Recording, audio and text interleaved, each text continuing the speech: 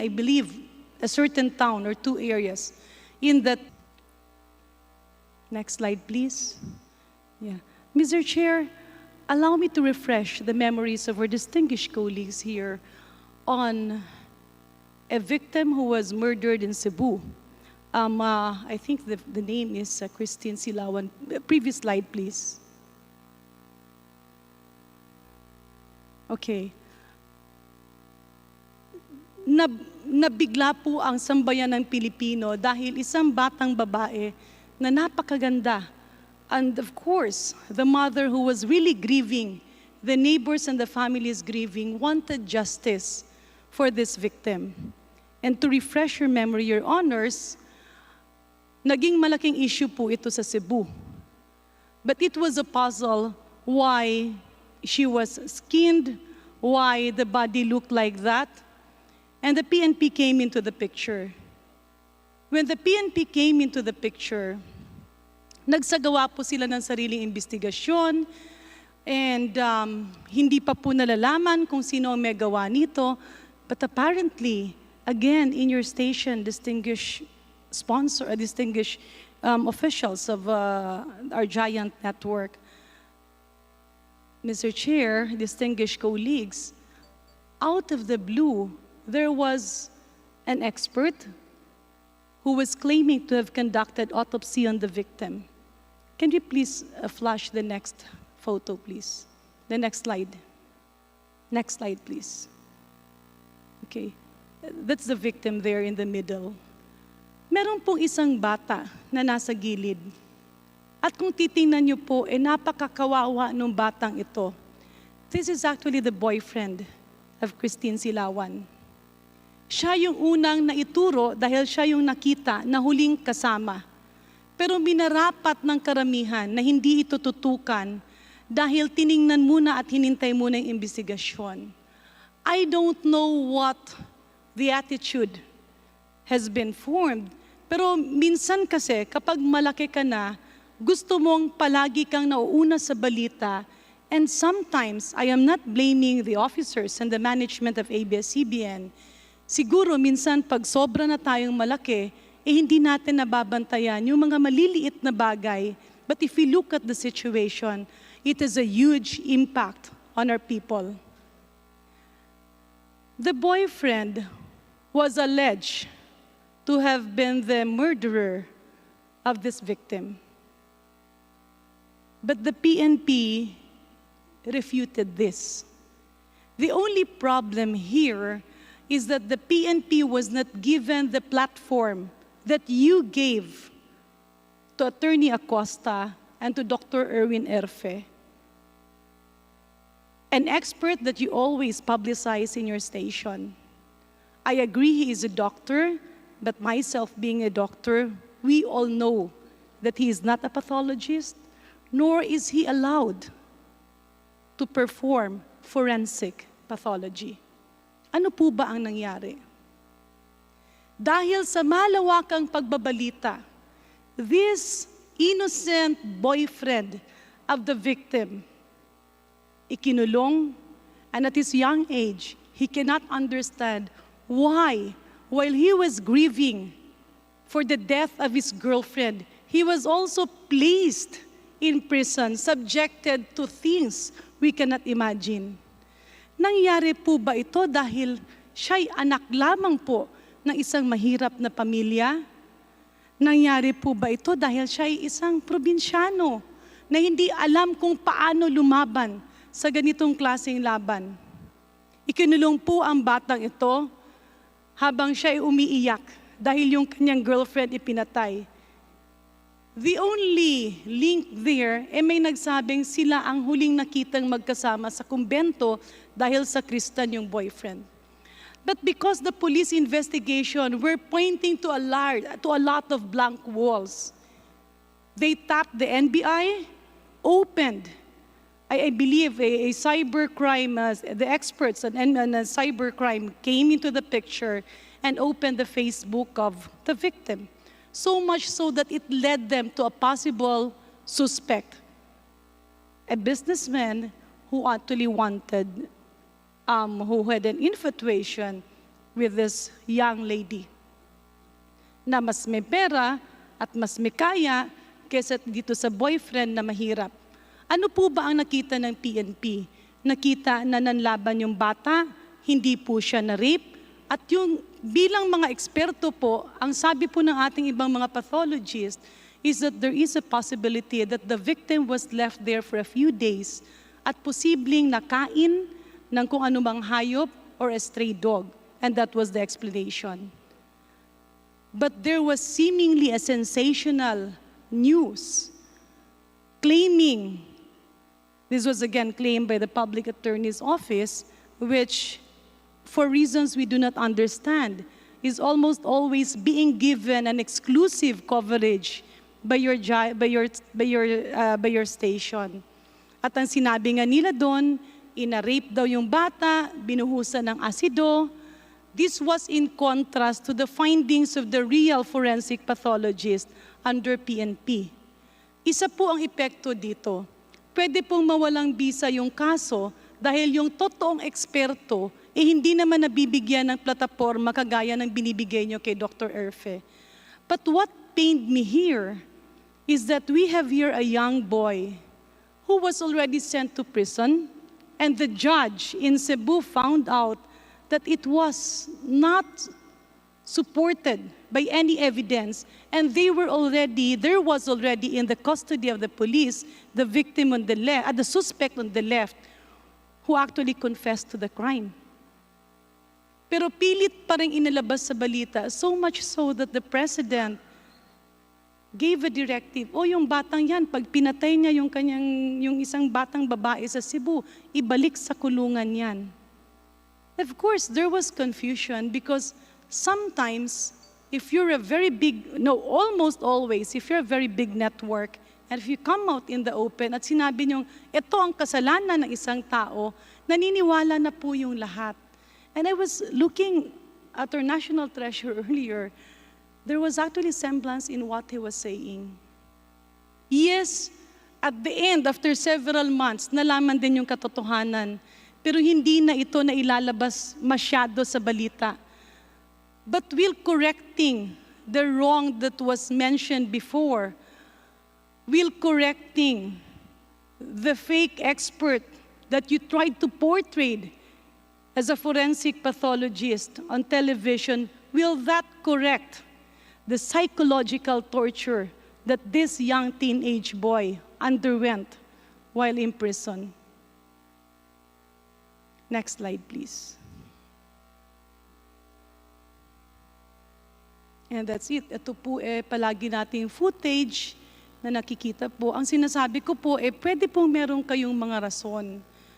But earlier, as I was listening to the opening statement of our distinguished resource person, ang sabi niyo po sa slide number 5, it is your response to a call to tell the truth and work for a cause greater than ourselves. Tama po yun. But a cause greater than ourselves is actually coming out and listening to the real experts, not to the friends of your employees or newscasters. At kung yung ating pong biktima was murdered, mas masakit po itong pangalawang biktima na sa batang at murang edad niya naikulong, pinalabas, ikinulong ulit dahil nga po yung eksperto na palagi niyong pinagbibigyan ng ere hindi naman po pathologist. Next slide, please. Mr. Chair, distinguished colleagues, I really didn't want to open this up. But I do have high respect for ABS-CBN. As a child, nakikita ko po, nung maliit pa po ako, kayo na po ang unang bukang bibig. And even my daughter, when she was growing up, we were always excited to bond together to watch the soap operas. The good channels and the advocacies that you have made us bond together as a family and allowed us to talk about a lot of things.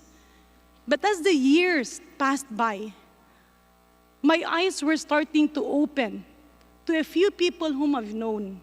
Mga taong walang ibang ginawa kundi magtrabaho. Mga taong kinainggitan.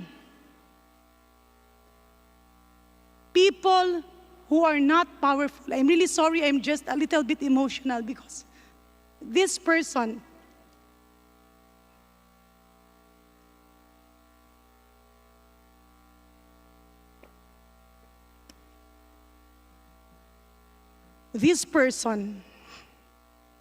hindi ko po siya lubasang kilala.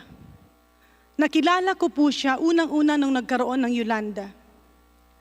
Nakilala ko po siya nung nakikipaglaban siya sa SARS at ako po nung mga panahon na yon, wala pa po sa larangan ng kalusugan. Nakilala ko po siya kung paano siya magtrabaho nung labanan nila yung leptospirosis. At lalo ko siyang nakilala nung linabanan natin yung Ebola at yung MERS-CoV. He was the only infectious specialist in the central office of the Department of Health. He was a regular person being interviewed by your station because he was the DOH spokesperson during the time of Secretary Ona and was carried on during my time.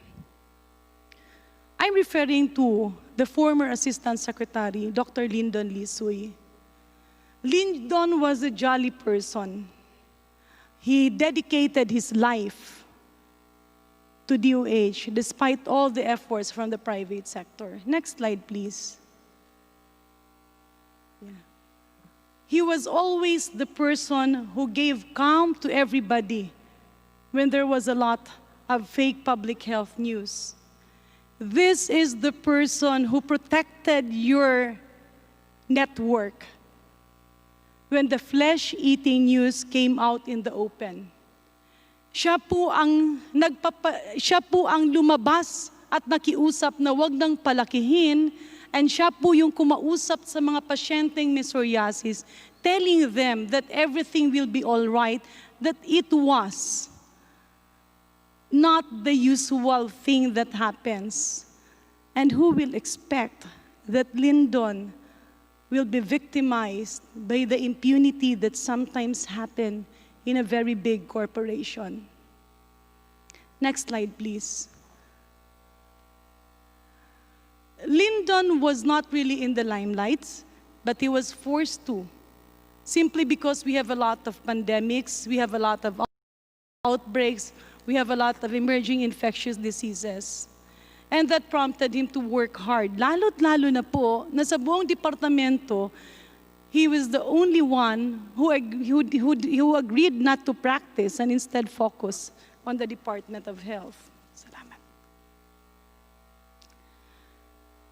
Probably because of his hard work, when President Duterte assumed office, I'm not sure what happened, but maybe because they were looking for competent career people in the department.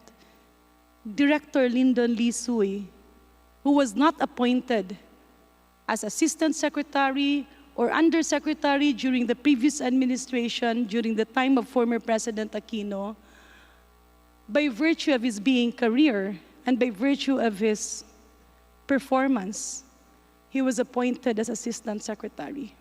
Next slide, please.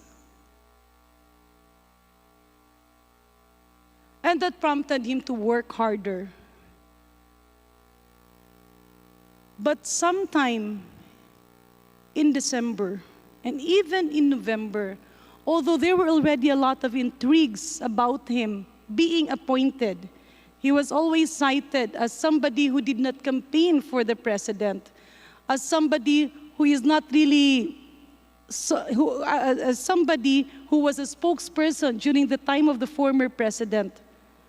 But despite all of this, he was appointed by virtue of the career promotion inside the department. Siguro ito ay pinagsimulan ng mga ibang matagal nang naiinggit sa kanya at ngunit hindi niya lang pinapatulan.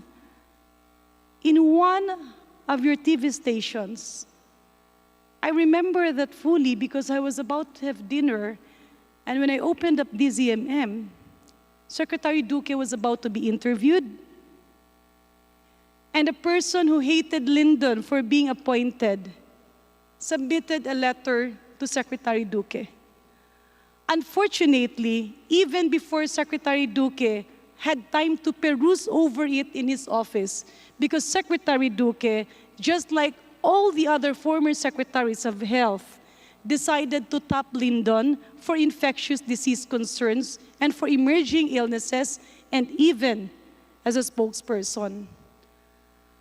There was a 2-page letter read verbatim before the eyes of all doctors listening.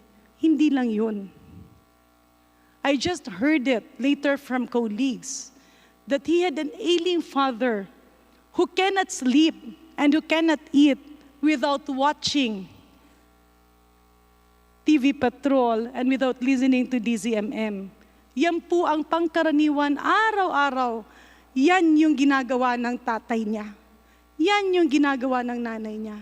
But on that night, laking gulat nila nung binasa yung 2 pahina ng sulat, a letter accusing him of corruption, a letter accusing him as a medical representative, a letter accusing him of being incompetent, a letter threatening him, and a letter calling on the President to remove him from the Department of Health. Hindi ko na po matandaan, pero sa grabe at sa dami na akusasyon doon, we saw the immediate transformation of Lyndon. He was never the same old person that we used to see him. Moreover, he cannot forgive himself for inflicting that harm on his parents.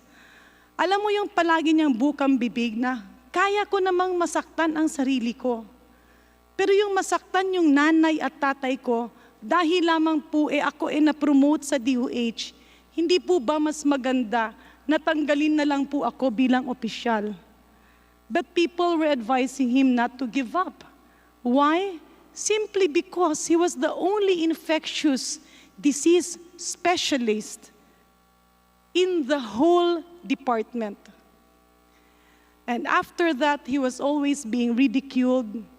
Of course, hindi po siya payat na tao, hindi po siya, mahirap po kasi minsan pag parang kinakantsawan ka. And you're a scientist or you're a doctor who is not used to all of this. Because doctors as they are, lahat po ng mga eksperto, hindi po mahilig humarap sa media. Because you're always busy in your work. If there are doctors who will have the whole time of their life facing media, it's because they're not practicing, or it's because they are not busy with patients, or it's because they have ambitions. And a very powerful TV network like your station unconsciously can ruin the lives of many of our scientists and our doctors. That's why I decided to come out and speak up for them, because I've seen a lot of them suffer in pain. I've seen a lot of them who are brilliant scientists, but who cannot speak up when it comes to talking before radio stations and TV stations. Moreover, wala naman silang maraming kakilala sa istasyon nyo, at hindi naman sila pwedeng basta-basta pumunta na lang doon at magsabi kung ano ang kanilang nararamdaman. Next slide, please. And because of those repeated series of autopsies being conducted, so may I ask, I know, Mr. Chair, I've been thinking so hard about this. I really do not want to ask these questions. But then as a doctor, it is my moral obligation to do this. I can face all cases thrown to me because I am both a doctor and a politician. But doing this to scientists and other doctors, kawawa po sila. So ito po ang naging buhay nila. On a weekly basis, ngayon nga, yung iba naka-quarantine, yung iba nagpo-positibo. They have to, hire lawyers, spend a lot, spend everything, every centavo that's being paid to them by the government, simply because you had a series of experts that you call, binansagan nyo pong eksperto, yung mga hindi naman totoong eksperto. So may I ask the officers of ABS-CBN, First, what is your basis in labeling a doctor as a public health expert? Or, let's say in the case of autopsies, when do you call a doctor a pathologist? When do you give credential to a forensic pathologist when in fact he is not? And because you mentioned that in responsible journalism, you really have to go through to a series of vetting. And because the flesh-eating fiasco already happened before, you already have systems installed.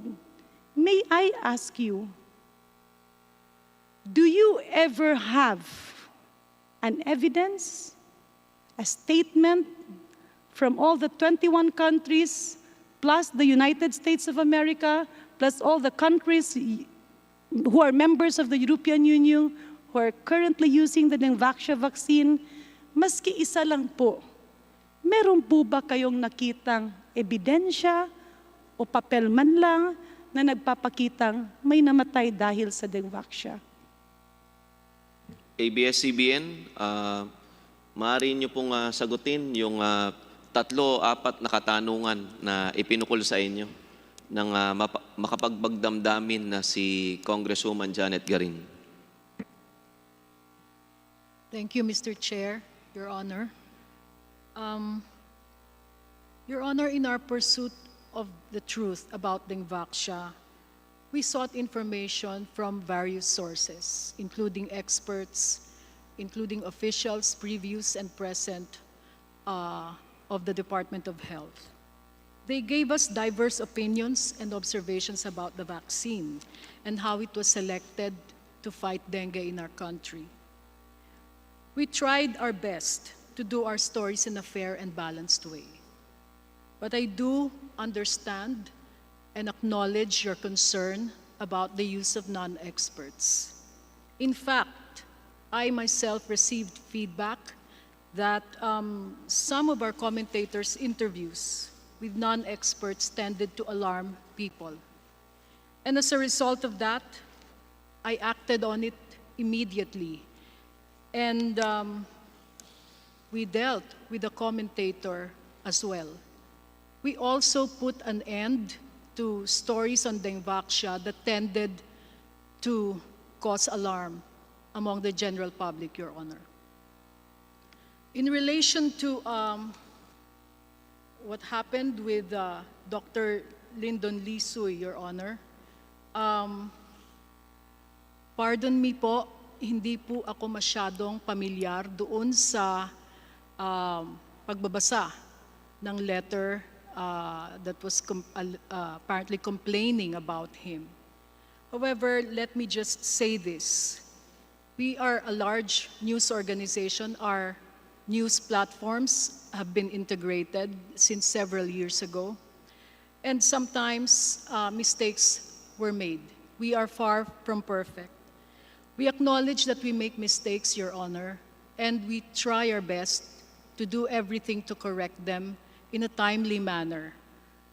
Everything we do is really for the benefit of our viewers and for our public.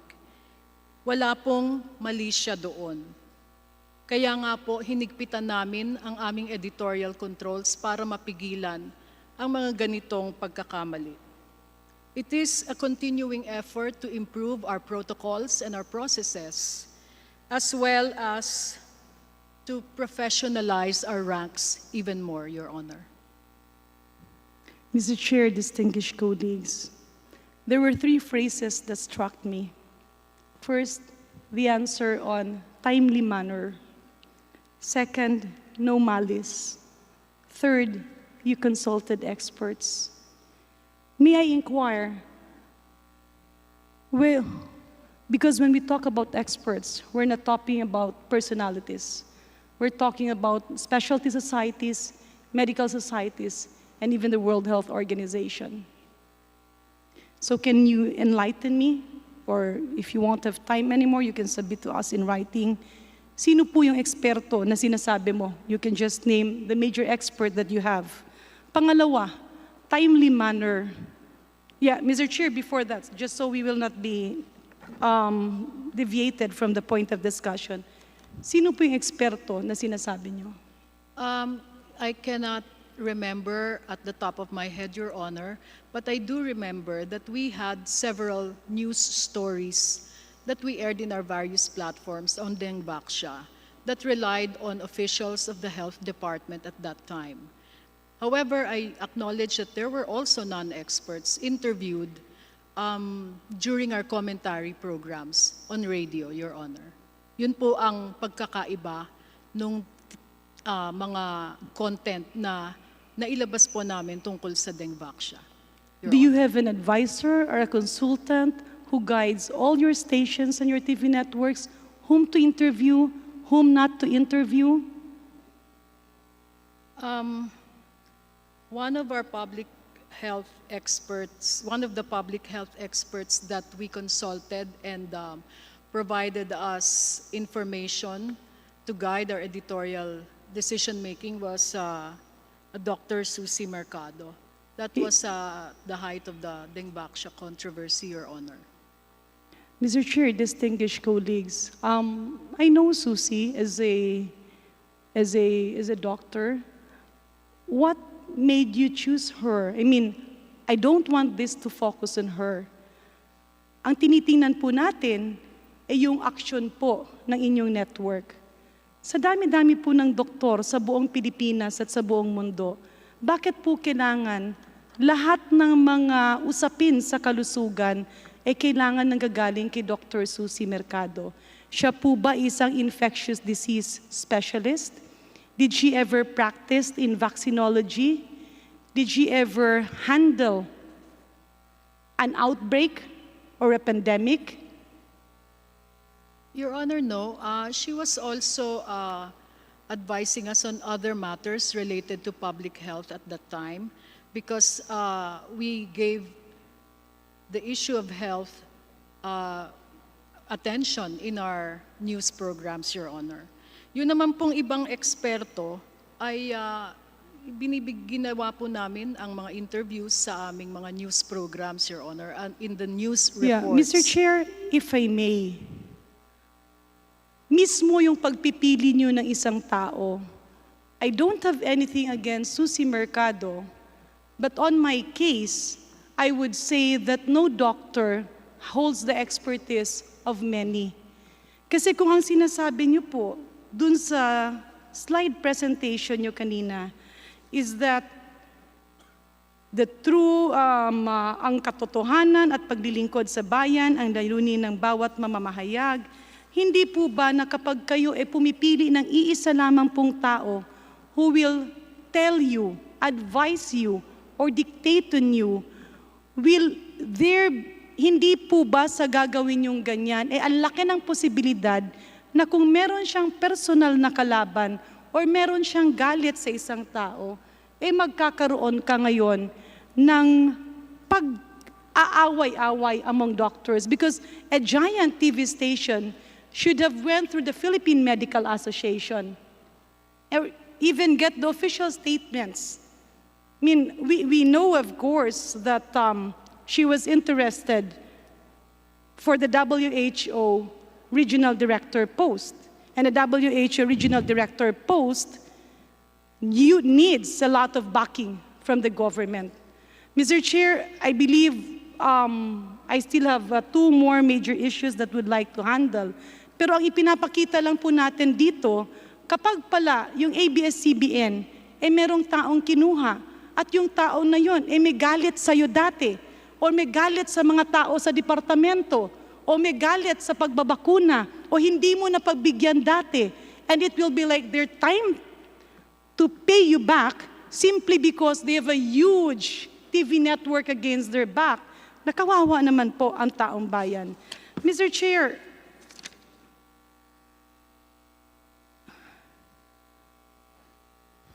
next slide, please.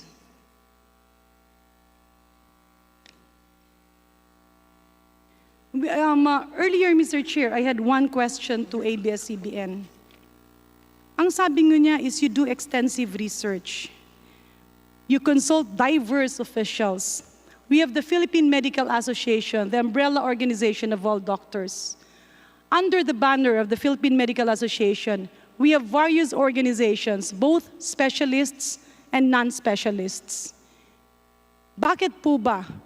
Sa dami-dami naman ng specialty organizations whose idea and input will not be biased. Bakit po ba kailangan ang inyong sasabihin sa larangan ng kalusugan ay nakatutok lang po sa isang tao? And again, if you were indeed doing your research, no less than the World Health Organization have repeatedly told you that the vaccine does not cause deaths. Bakit po ba paulit-ulit nyo pa rin ginagawa yun? You mentioned about giving everybody the prerogative to speak up. Mr. Chair, distinguished colleagues, I'm going to submit to this august body a review of the interviews, the corresponding airtime, by a few of the people of ABS-CBN kung saan halatang-halata po na parang ginawa ng black time yung inyong broadcast network para lang po sirain yung mga matitinong opisyal sa loob. Na kapag yung isang tao gustong magpa-appoint at walang bakante, lalapit lang sa isang empleyado nyo, isang opisyal nyo, para sila makapasok. Do you look at this as responsible journalism?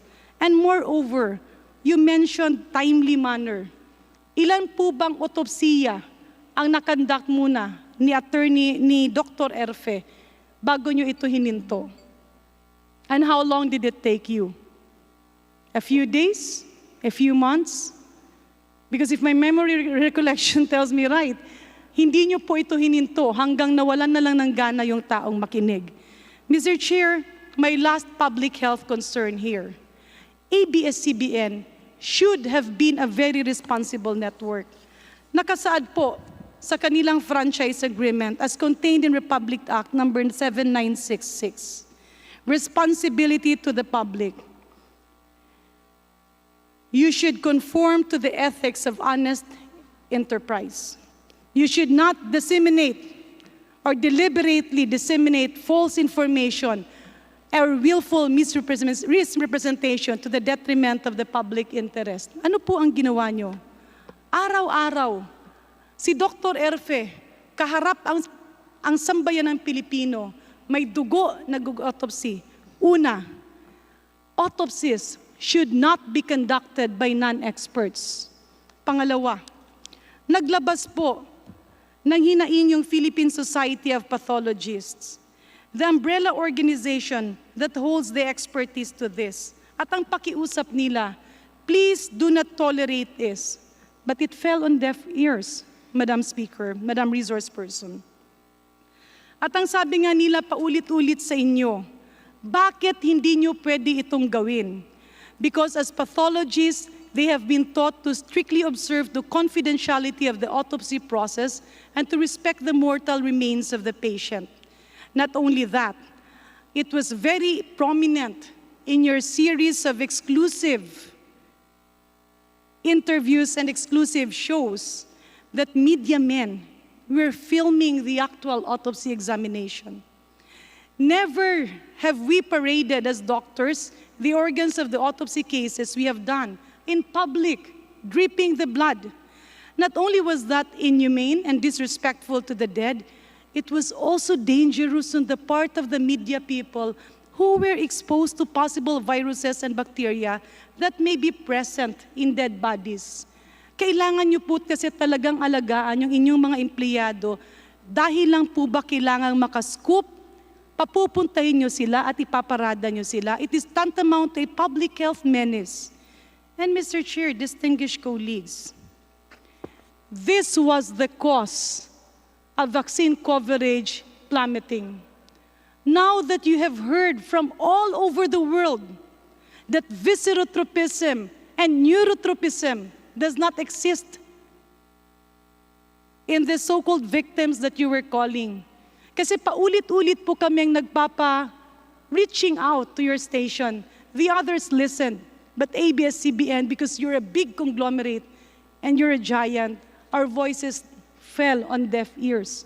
And even up to this point of time, with health issues, You keep on interviewing non-experts. And the problem there is, kapag ikaw ay isang doktor, binigyan ka ng airtime ng ABS-CBN, the public now believes you. Expertise is already measured by whom you invite and whom you give platform. Those autopsies exposed your people to a lot of bacteria and viruses. Hindi po pwedeng gawin yun. Yung pagparada natin ng mga duguang internal organs, ano po ang nangyari? Natakot lahat ng nanay. Bumalik ang polio, nagkaroon tayo ng outbreak ng measles, nagkaroon tayo ng outbreak ng Japanese encephalitis, dengue, chikungunya, name it, you have it. Now, it pains me to hear you clamoring that you have been helping the Filipino people, clamoring that you have been helping our country. Tulong po ba yung ibinalik nyo yung lahat ng mga infectious diseases na natanggal na ng ating bansa? Tulong po ba na naging instrumento kayo that for the 10 years that we have been polio-free, it only took you and some of your people dahil gusto nyo yung limelight, gusto nyo yung media. Those irresponsible reporting, I do not care if you will be hitting me personally, okay lang po yun. Pero yung programang iningatan ng ating gobyerno ng ilang taon, just because if you cannot perceive the real experts in our country, how can you have responsible journalism? How can you convey the real public health information? How can you deny that you have been unknowingly and unconsciously become a part of that virus that's creeping on our public health? Mas masahol pa sa COVID-19 ang public health misinformation. Kaya, Mr. Chair, if I will be given another opportunity, I will come out with other specific situations where public health was sacrificed simply because of the fight to be the first one to come out with the news. You mentioned it is a response to call to tell the truth and work for a cause greater than yourselves. Yes, that should be the case. But apparently, there are a lot of deviations. Sabi niyo rin po kanina, ang paglalahad ng katotohanan at maglilingkod sa bayan ang layunin ng bawat mamamahayag. Tama po yun.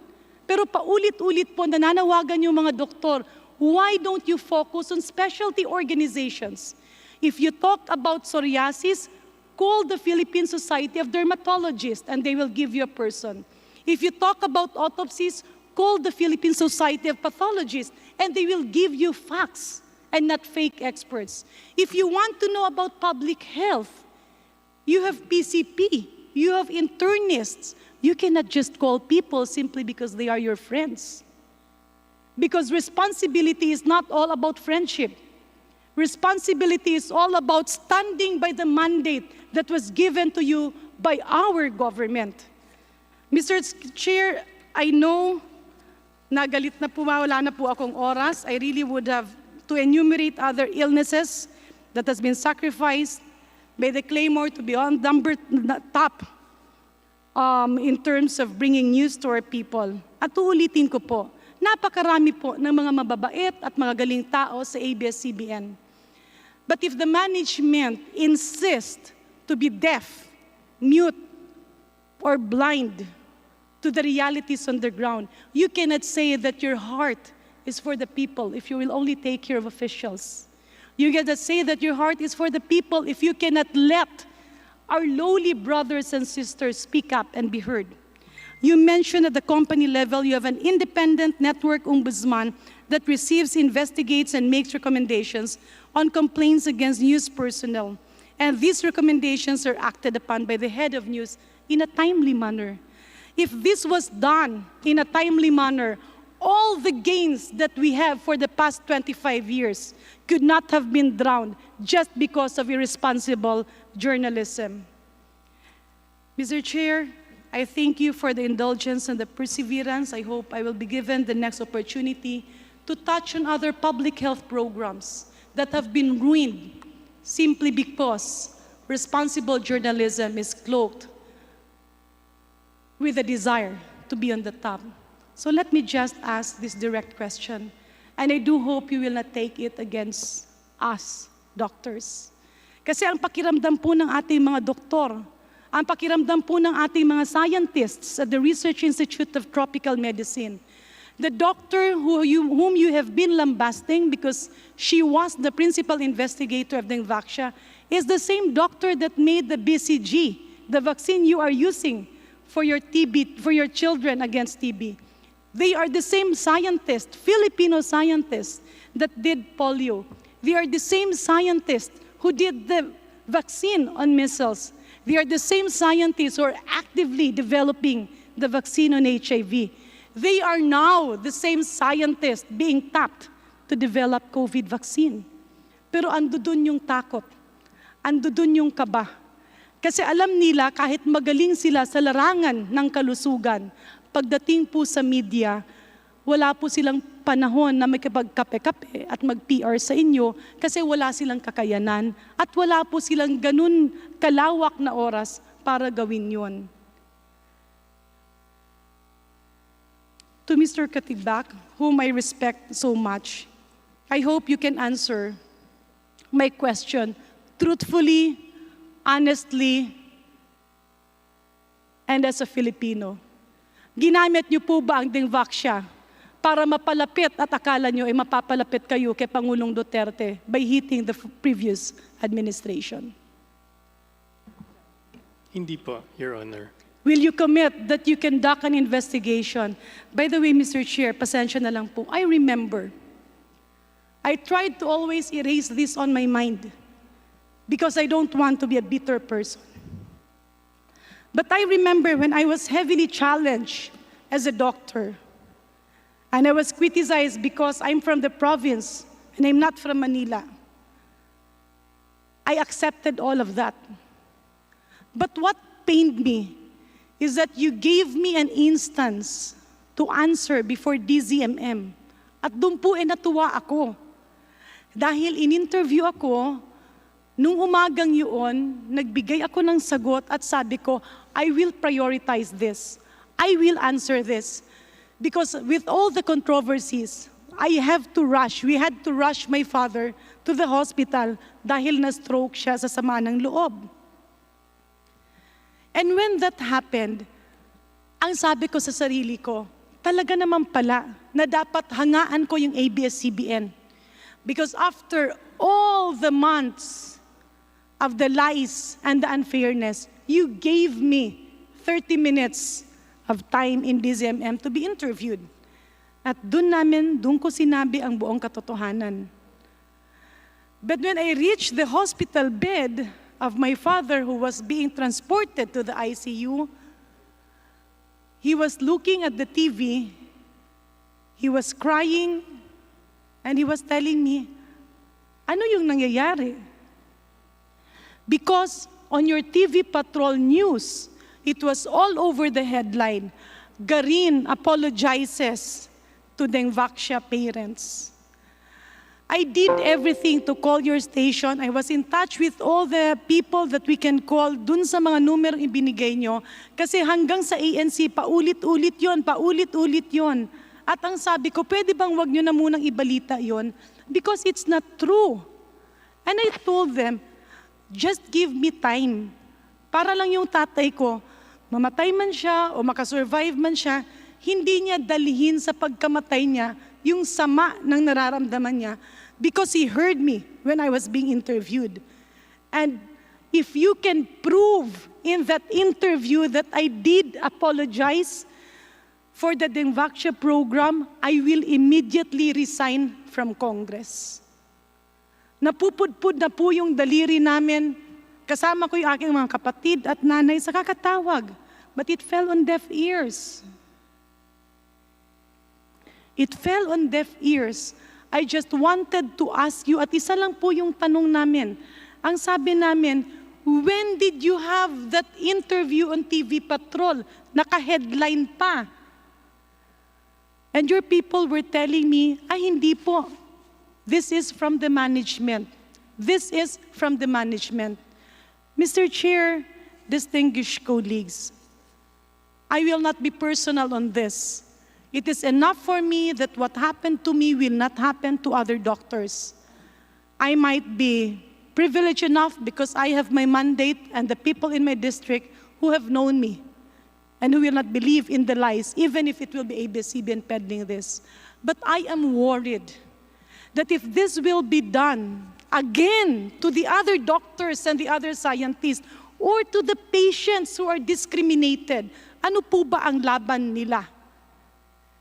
And as a member of this august body, I look at it as my extreme responsibility that your management should not allow this to happen.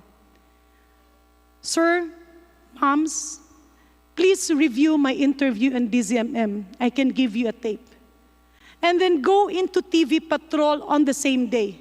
You had that news item repeated for straight 3 days. At ang sagot nyo lang sa akin, ganun eh. Yun yung instruction ng management, we heard you. I even asked, when did TV Patrol interviewed me?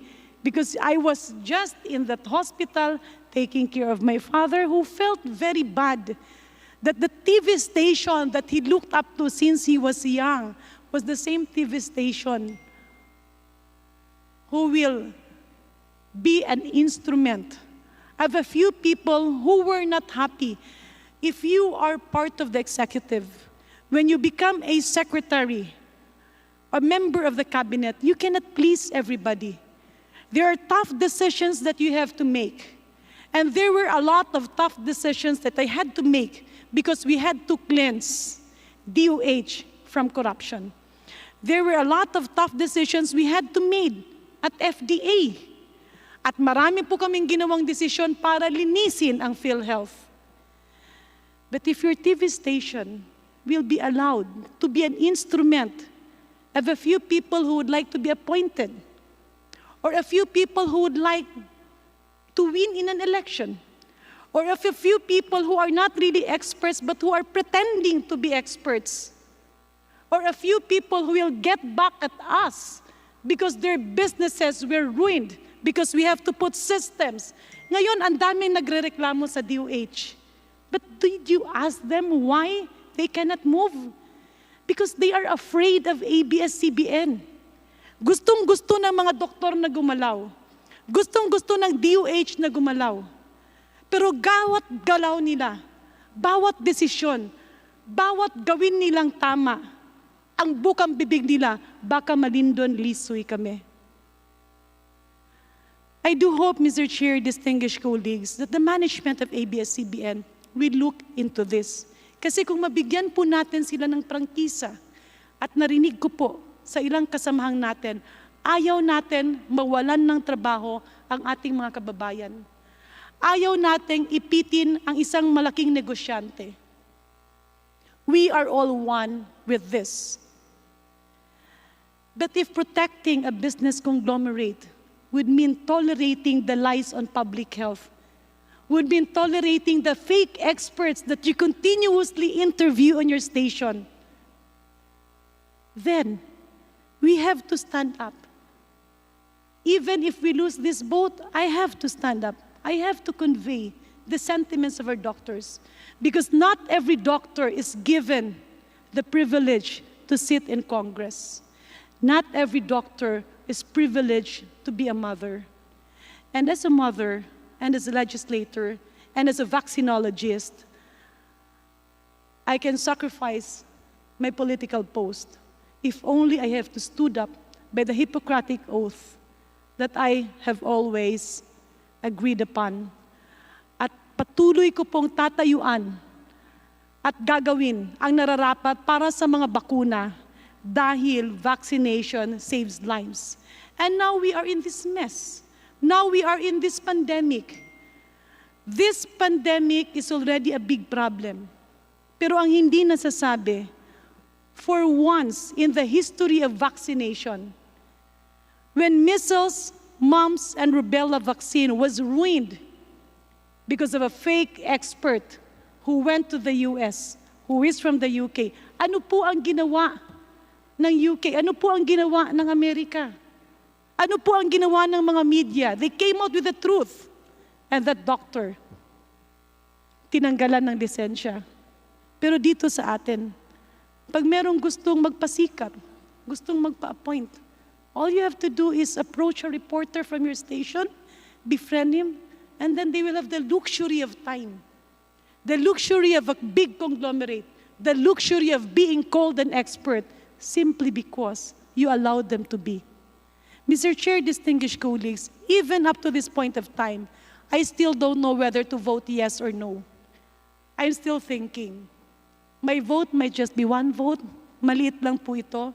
But it is enough for me that if ever we grant them the renewal of their franchise, all of this should be looked into by ABS-CBN. Because when you manage a corporation, success is not measured by money. Success is measured by the real difference that you give to our people. Not the difference that you mouth on the presentations that you make, but the difference that in your conscience you have. To the family of Azek Lyndon Lee Sui, I know that no words, nor even an apology can ABS-CBN can bring back his life. But when he died, defending himself, being very bitter, all that I can say is that maybe God has His purpose, and maybe the Committee on Good Government and the Committee on Legislative Franchises should be a very vital instrument. That big as you are, when you grow bigger and you grow bigger and you grow bigger, you always have to remember that at one point, you will never grow big if before God's eyes, you will be part of continuous public health lies. So I do hope that people who will be speaking before your station are real experts. And again, my last appeal. Please do not focus on personalities. Kami pong mga doktor, malaking bangayan kung saan ka nag-aral. Kung galing ka sa ganito, kung galing ka sa ganito, ikaw ba'y taga Manila, ikaw ba'y taga probinsya.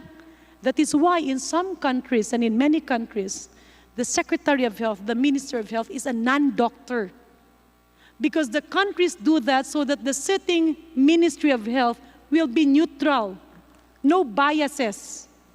But if you get a certain person, and that certain person dictates whom to interview, what to say, what to put on the news, then you do injustice to the people who have probably refused her or refused him at one point in their lives. You now become part of a bigger virus we call fake news and public health misinformation. Maraming salamat po, Mr. Chairman. Maraming salamat, Congresswoman Garin. Ang susunod po natin ay si Minority Leader Benny Abante.